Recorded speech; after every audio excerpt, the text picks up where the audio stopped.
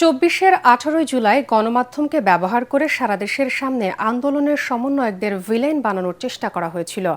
জুলাই আন্দোলনে রংপুরের শিক্ষার্থী আবু সাইদ হত্যা মামলায় জবানবন্দিতে এ কথা বলেন জুলাই যোদ্ধা এবং অন্যতম সমন্বয়ক হাসনাত আবদুল্লাহ। এ মামলায় রাষ্ট্রপক্ষের ২২তম সাক্ষী হিসেবে সাক্ষ্য দিচ্ছেন তিনি। এদিকে আওয়ামী লীগ সরকারের গত ১.৫ দশকের শাসনামলে বিরোধী দলের নেতাকর্মী সহ ভিন্ন মতের মানুষকে গুমের পর জয়েন্ট ইন্টারোগেশন সেল JIC-তে নির্যাতনের ঘটনায় মানবতাবিরোধী অপরাধের মামলায় আসামিদের অব্যাহতি চেয়ে আবেদনের শুনানি চলছে।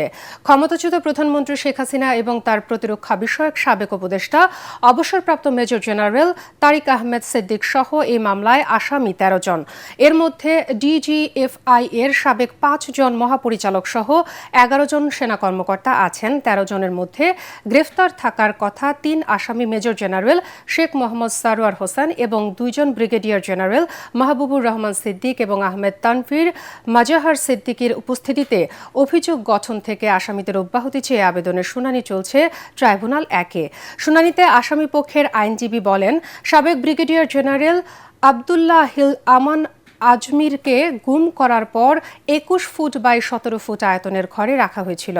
সেখানে এসি, আলমারি, ওয়ারড্রপ এবং পড়ার টেবিলের ব্যবস্থা ছিল, যা কোনোভাবেই আয়নাঘর হতে পারে না। এদিকে সাভারের শিক্ষার্থী আসহাবুল ইয়াসমিনকে পুলিশের APC থেকে ফেলার পর গুলি করে হত্যা মামলার তদন্ত প্রতিবেদনে ১৩ই জানুয়ারির মধ্যে দাখিলের নির্দেশ দিয়েছেন ট্রাইব্যুনাল। বাংলাদেশে স্বতঃস্ফূর্তভাবে বিক্ষোভ মিছিল হয়।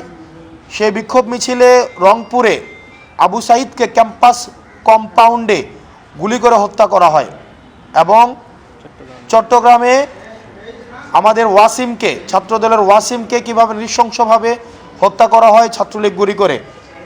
আবু সাইদ থেকে ওয়াসিম এবং সেদিনে সারা বাংলাদেশে ৬ জন শিক্ষার্থীকে গুলি করে হত্যা করা হয়।